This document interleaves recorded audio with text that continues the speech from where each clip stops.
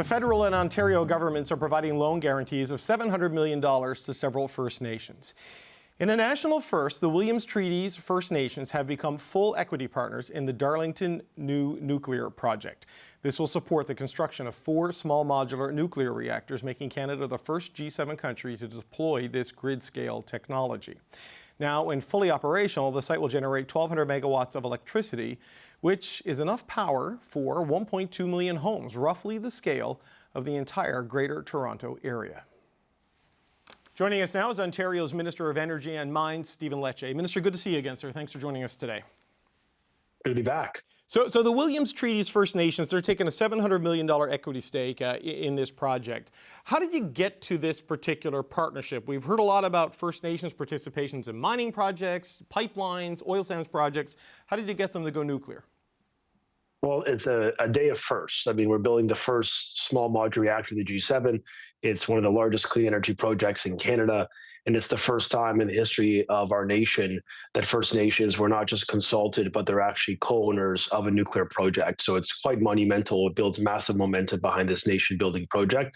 It started meaningfully over the last 18 months. I gave a mandate to OPG to negotiate with the Williams Treaty partners and the chiefs to make sure that they knew that there was a meaningful economic opportunity for their buy-in. And I think what got them excited is that this is an intergenerational play to create wealth and opportunities for their children and grandchildren. The chiefs will often remind us as Canadians, they look downstream, 7 generations. The fact that this is a 65-year asset, it's going to help remove the equivalent of nuclear in Canada. About 15 million cars from the road is the equivalent of greenhouse gas emissions. Good for the environment, good for the economy, good for economic reconciliation, good for the supply chain of Canada. I think they came to the conclusion that there's a net win here for all of us. And they ultimately, in good faith, worked with us for the past 18 months and got to yes, which is why we're able to celebrate a big achievement today as they buy in for the first time in a new nuclear build. So in Canadian history. What was the incentive and the motivation to reach out to these particular First Nations? Because we'll look at the Alberta example of the pipeline. If it does go through Indigenous territory, should it get to that point, obviously you can see why an equity stake would matter. You're building this at the Darlington facility. What prompted you to seek out the involvement of Williams Treaties First Nation? Much of this had to do with OPG and the government of Ontario demonstrating that economic reconciliation manifestly means partnerships that go beyond a consultation. On nuclear, we see as the next frontier building big requires us to move together. And so given the hawkish posture of the government of Ontario Premier Ford on getting big projects done, realizing that in order to move at a heightened speed and to do nation building, we can only do it through meaningful partnership. And so this is something we accepted, we embrace, and we really made this outreach because we just believe this could be how we set up our kids and grandkids, particularly within the First Nations, the next generation up for success. How do we deliver meaningful economic value to the supply chain, First Nation businesses, and to the youth? And anyone that knows a chief, they will know they live for the young people that they represent, a fast-growing demographic of Canada. And so if we want to build confidence, build partnerships, and build big and at scale, I just think any sensible government is going to work in make every good faith effort to build alliances and partnerships with the First Nations. And to the Williams Treaty, they did much of the work, and they deserve much of the praise because we really wouldn't be here unless they had the courage to meet in the first place and to say yes, as we announced today. So look, one of these SMRs, they cost billions of dollars to make, right? I think there's $21 billion for the 4 you're planning to build. So they would be a minority shareholder, a minority stakeholder, obviously, in this project. What is the opportunity then on the next 3? I mean, is there a point where they could end up being the majority shareholder of an SMR, or is this something that always the government and a utility will maintain control of?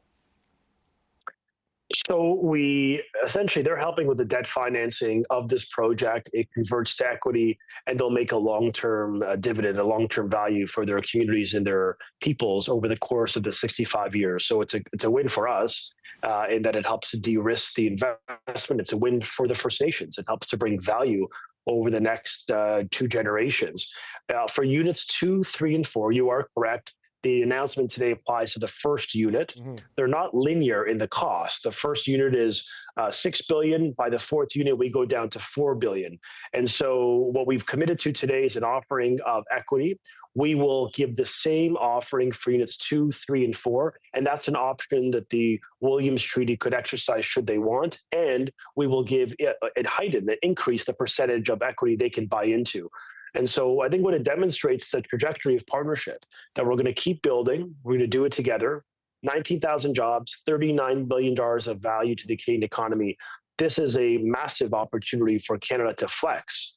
And I think when you're building the first before the French and the Brits and the Americans and the Japanese, it's a reminder that we can do big things in Canada. But the only way to do it at scale for a commercial viability is to work in partnership with local government, with all governments and with the local First Nations. And I think we've come up with this amazing model, a unified model today where chiefs and governments, the Crown, and that nation-to-nation relationship, we stood together celebrating partnership. And I think Canada could use more of it.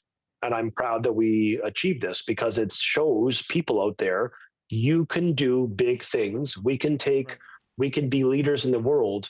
And we could do so building a partnership that is strong and enduring for the benefit of our kids. Well, look, you're going to need a heck of a lot more partnership if the federal government's nuclear strategy is going to bear fruit, because I know we've talked a couple times on the show and you're all in on the building nuclear energy generation in Ontario and building the capacity to export. But if you listen to what Minister Tim Hodgson outlined yesterday, they're talking about building 10 large-scale reactors across the country in the next little while.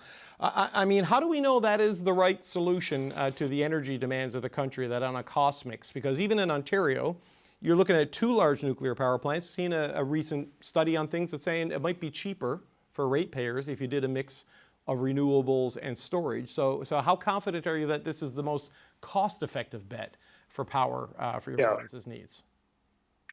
And so the feds aren't going to be building any of them. It'll be the provinces ultimately that will have to pay to build them and make the decision. But fair enough, they aspire to be part of a nation that gets in this business. We're one of 6 countries on earth that have our own civilian nuclear technology. Our position to the federal government for the last year plus is they need to invest in the next generation of that technology, the Monarch D, this new can-do build and a concept, so that Ontario, when we make the decision, in the days and months ahead on a new technology to build in Port Hope, as you mentioned, which could be the largest nuclear generator on Earth, and at Bruce C, the 3rd expansion of Bruce, which would make that facility the largest on Earth, bigger than the South Koreans, we need a Canadian tech to pick. And right now, the feds have a critical role to play in the investment. So we've called on them to, yes, release a strategy, but pair it with investment on that technology. On the comparative cost, I'm so happy you asked this question. The study you are profiling today omitted quite a bit. It didn't include transmission costs, which are multi-billion dollars. It didn't remind people that renewables are usually 20, 25-year lifespans. Nuclear is 65 to 80. It didn't speak about the capacity factor that nuclear runs at 91.5%, 92.5% on an annualized basis, meaning it's always humming, it's always generating reliable, what we call baseload power, baseload. But to convert it for the masses, that's sort of reliable 24/7 power. Whereas renewables run on a capacity factor of between 15 and 30% at best. It's weather dependent, it's intermittent.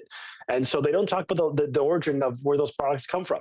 China makes wind and solar, they dominate. Nuclear, from the technology to the fuels, is made in Canada. The supply chain is Canadian. And the cost, the IESO, the Independent Electricity Systems Operator, was a truly independent agency, did an analysis. If we had to buy the land, just the land acquisition costs, instead of 4 small modular reactors, we would have to buy, conservatively, I believe the numbers were for Wesleyville, like 100 times more land on solar or 500 times more on wind, just on land. Right. So when you do a study, not you, but for those out there doing studies, to not factor in the land costs, the transmission costs, it really does not paint a sort of an intellectually honest picture. The ISO did this analysis and concluded first of its kind SMRs were still cheaper. The levelized cost, when you divide the total cost by the per kilowatt charge to the ratepayer, Right. it still was cheaper to pursue SMRs than renewables because we need to buy land akin to the size of Toronto in order to secure the same amount of power. Because as you know, wind and solar is not baseload. And so you need to build usually 3 to 5 times higher the amount of yield in order to get the same capacity. It's actually a much more expensive prospect. Look at the Germans who turned away from nuclear, turning to renewables, who are now suggesting that they made a cataclysmic error of judgment and they're buying dirty oil or worse, Vladimir Putin's natural gas. They also bet big on Russian gas, and that turned out to be a bad bet, right? So like there's a lot of other factors in what happened with the German energy mix. But look, Minister, just a final question, and we're tight on time. Your bill, like your argument that over per unit, it's cheaper than renewables, but to build this many nuclear facilities in this short of a time frame, that is a big chunk of capital up front, and that ends up going into the rate base, right? Is the way it works. So how do you stagger all of this so that there isn't a rate shock for the existing ratepayers as you bring all of this new nuclear capacity online? The issue of costing is front and center for the government. There's 2 big things we did that are different than governments of the past. The first is we've used competitive procurements to draw down prices. We did a renewable procurement, our government did, but 73% cheaper than what the former Liberals did when they bought sole source contracts 10 times above the market. The second thing we've done is we've launched the largest energy conservation program in the history of Canada. Maybe counterintuitive for you as a progressive conservative government, but we believed saving megawatts, saving energy bills is a win-win for the system. It's a win-win for families. $10.9 billion. There's just nothing like this. You could add up all the energy savings programs of most of the provinces. We're still bigger. Okay. We did it because we want to reduce costs for families. We're covering 1/3 of the cost for new windows, doors, rooftop solar, insulation, smart meters, heat pumps. The list goes on of how we are providing incentives to families to reduce costs by making their homes more energy efficient, on top of the cutting the gas tax by 10 cents. So we know this is important. We're going to keep fighting for and delivering affordability for energy. Okay, Minister, we're out of time. That's Ontario's Minister of Energy and Mines, Stephen Leche. Thank you, sir. Thank you. We are writing the next chapter in one of Canada's greatest industrial success stories. To put it simply, if our goal is to double our grid and reach net zero by 2050, there is no credible plan for Canada to do that without nuclear energy. Okay, we're going to start there with the power panel. Supriya Dwivedi is here. She was an advisor to former Prime Minister Justin Trudeau. Lisa Raitt is a former Conservative cabinet minister. And Nathan Cullen is a former NDP MP and BC NDP cabinet minister. Good to see you all. Nathan Cullen, let's start with you. I mean, suddenly we're going big into the nuclear game. I know we've talked about it, but up to 10 full-scale reactors in addition to the small modular reactors. What do you make of this? Where do you think the appetite is to have these located around the country? I don't know about location questions, probably in historical sites where communities or regions are comfortable with having a nuclear reactor present, having more, most likely. I sat on committees in Parliament where we tried to find locations, where the government asked us to look around locations for sites and for waste facility sites, which was even harder to find communities that were interested in it. It is a big throw by the government. I worry a bit about cost. Environmental Defense had a really good research piece out on this, comparing the cost of nuclear versus some of the cleaner alternatives. And it came in at about twice as expensive as solar, wind, and others, which have, as you know, been coming down significantly globally, becoming some of the cheapest, cleanest forms of energy. Right.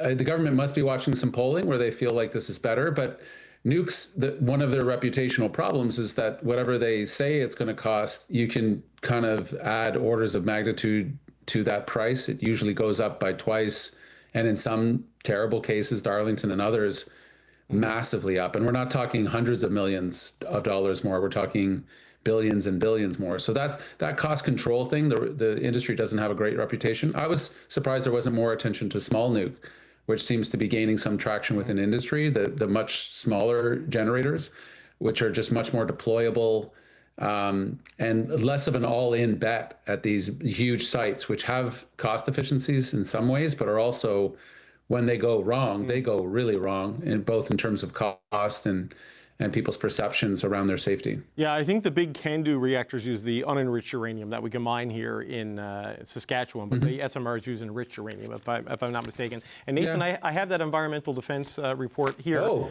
I read it, and I put it to Stephen Leche, and he criticized it on the show earlier, saying it doesn't take into account land acquisition needed for solar or transmission costs and other things. So just to let you know, I can't litigate the footnotes on it, but that's what the Ontario minister said. Lisa, your thoughts on this? Nathan is right. It's not sort of the green agenda we would have seen under Prime Minister Trudeau. It is a nuclear agenda under Prime Minister Carney, though he's firewalled on this because of the Brookfield stuff. Tim Hodgson is out advocating it. So it's non-emitting, and it's good in terms of a better footprint than fossil fuel or bunker C or anything like that. I feel like I just transported back 20 years. Quite frankly, this is exactly what the world was building to back in 2008, 2009. So I know the files pretty well. I'm excited about it. I think this is what other countries are doing. The United States has a big push in it, as does France, as does other countries around the world. So it is the path going that a lot of countries are following. And what we have is we have an incredible supply chain, incredible know-how, and copious amounts of uranium. And it makes sense for us to do it. In terms of the bigger picture on cost, I take Nathan's point. I've been, as the minister in charge of the refurbishment of Point Lepreau, which was very, very painful for New Brunswick taxpayers as well as for Canadian taxpayers. But the reality is they worked the bugs out on how to do refurbishment. And then the two following projects came in on time and under budget, both in terms of what Bruce Power did and what OPG did. So that's all good news. You learn from your mistakes.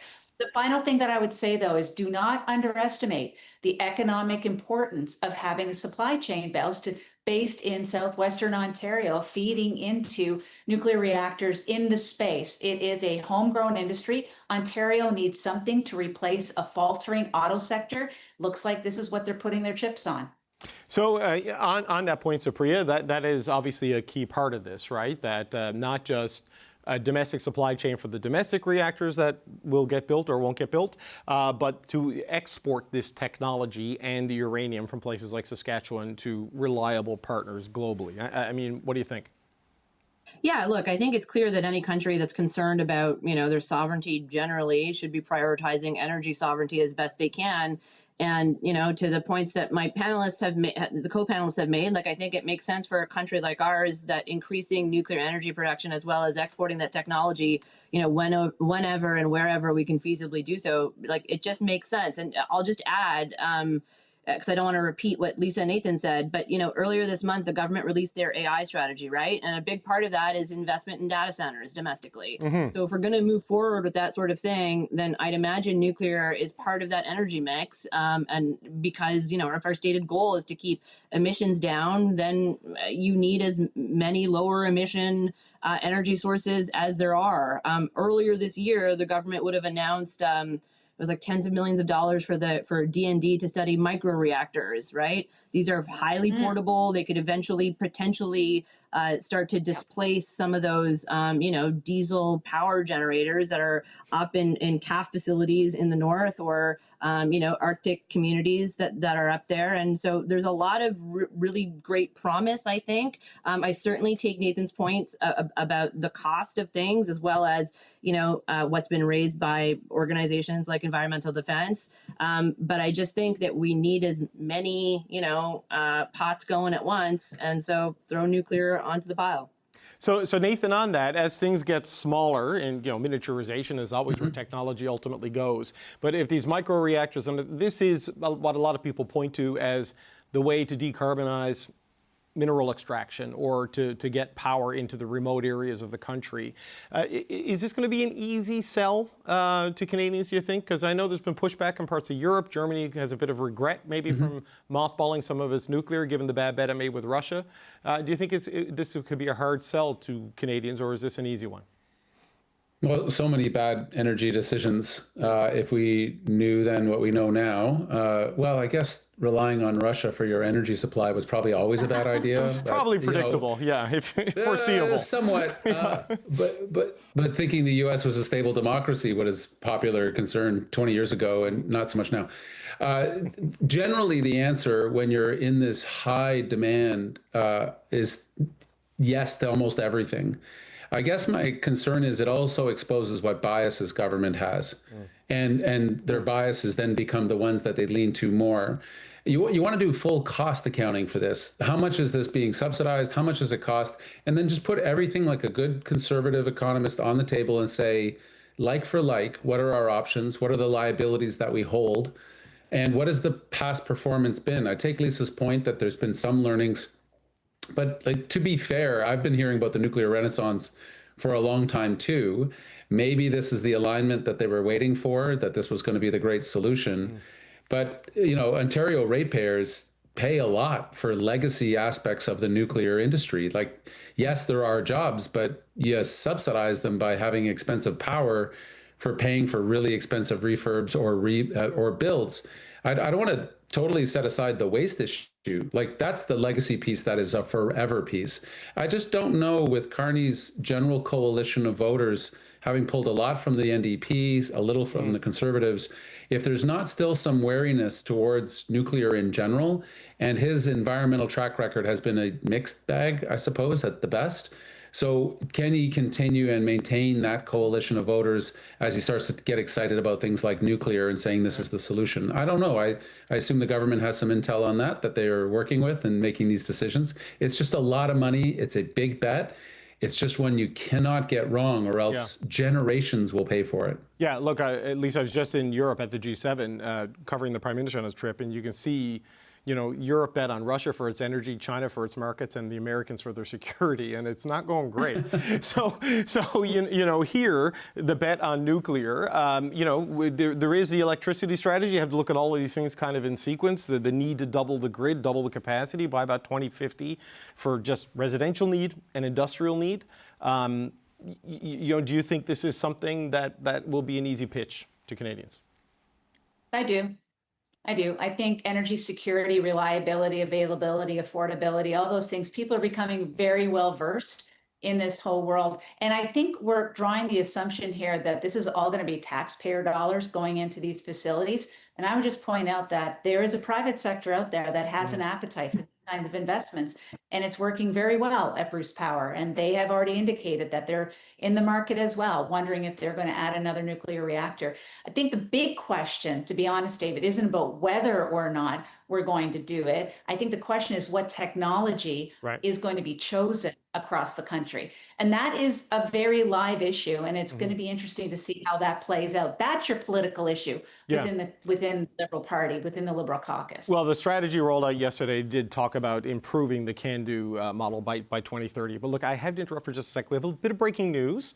Don't worry, no one's like crossing the floor quitting. Just to brace that, but it is a bit related to this. What we can tell you, my colleagues Kate McKenna and David Thurton have been working on this. They have learned that the federal government is expected to announce on Wednesday that they're going to list a proposed highway in the Northwest Territories as a project of national interest, the first one to get that designation under the legislation, I believe. Sources confirm that Ottawa will begin the process to designate the Mackenzie Valley Highway under the Building Canada Act as a project that's in the national interest, and the announcement will take place in Yellowknife on Wednesday. Two other projects, and this is where it gets related to this conversation: the Grays Bay Port and Road that runs through the Northwest Territories and Nunavut, and a deep geological nuclear waste facility in Northern Ontario are also part of the announcement, although we could not confirm specific details on those two projects. So there you go. You're starting to see, Supriya, you know, a little bit of the supporting proof points: nuclear strategy, the deal in Ontario now, you know, a waste site, but also the Mackenzie Valley Highway being designated as a project of national interest. Some movement on these files. Yeah, things are coming together. You know what I mean? Progress is good. Look, I think the last thing I'll say in terms of just the nuclear stuff is that, you asked if it was an easy sell for Canadians. And again, I don't discount any of the points that Nathan has brought up. I think they're all good, salient, substantive points. The one thing I will say, though, is that I am now middle-aged. I've crested the other side of 40, okay? The last sort of disastrous disaster that we would have been quite a long time ago. So if you are a younger, and I use young kind of loosely because I'm old now, but if you're a younger, come on. Point of order, David. Point of order. If you're just a touch older. Yeah, Supriya woke up this morning and chose violence. Like, I just hit 53 and I'm trying to keep myself as middle-aged, 40. Child. Okay, Nathan, no, I take your point, though, Supriya. It's been a long time since we've seen, like, I know there's the Fukushima issue in Japan, but I mean, Japan is nothing but fault lines and earthquakes, right? So there's challenges there that led to that. But Nathan, what do you make of this? The Mackenzie Valley Highway, I mean, we've talked to Premier Simpson of the Northwest Territories quite a few times about this, opening things up, shortening economic distance, connecting to the highway system down south, and maybe setting the foundation for dual purpose infrastructure for defense and other economic developments in the north. What do you make of this move? Well, as an extremely old person on this panel, north of 50, I can remember the many conversations about this highway and the ability to actually attract investment into the north and the logistical challenges that we have. It is often when we host visitors from Europe, from Asia, and they look at the opportunities in Canada and see how little we've done in terms of connecting. But we were just talking about energy, and we've talked about the East-West grid forever and ever. As we pour water over dams in Manitoba when we don't need the power, we're desperately paying for very expensive power in other places. And the connectivity of Canada. So if the government's really interested in putting their money where their mouth is and being able to bring in, as Lisa said, private investment to match up, I'll be very interested to watch the mutual funds and that private sector market, how excited they get about these various projects. These are very shrewd investors. They look very long-term, obviously. They have caution and guardrails and all those things. Those become the proof points for me, not so much government announcing something at the major projects office. That's fine in what it is.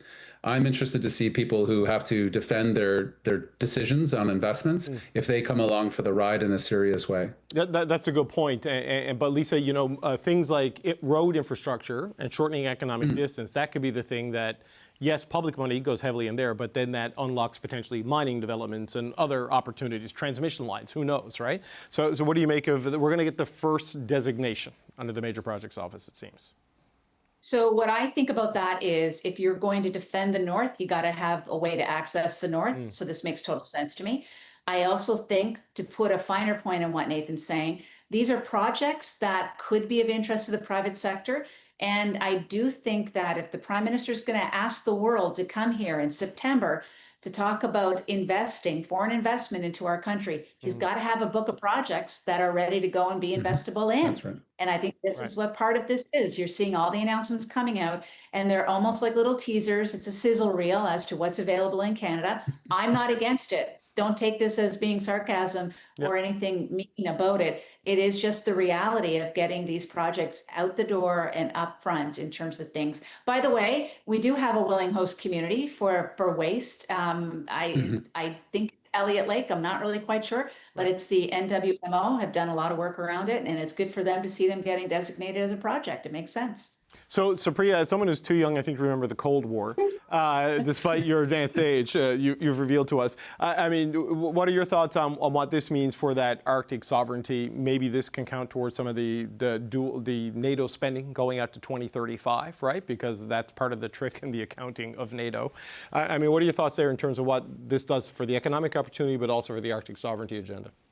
Yeah, I mean, I think it's huge. I think this is exactly the sort of, you kind of said things are moving, and I think things are falling into place. It's sort of this like domino effect, right? Where like I was mentioning the AI strategy and that money that was set aside for the Department of National Defense to study microreactors and kind of, get some of that technology up to places in the north as well. So like all of this is sort of coming together, and you can sort of see where the Prime Minister and, the government, writ large, their sort of grand strategy is playing out. I think this is incredibly promising. And I think to Lisa's point, you need sort of to have that book going so that you can show investors that we're not just talk, but we're like moving things towards a goal, and your money would be very good to help get to that goal.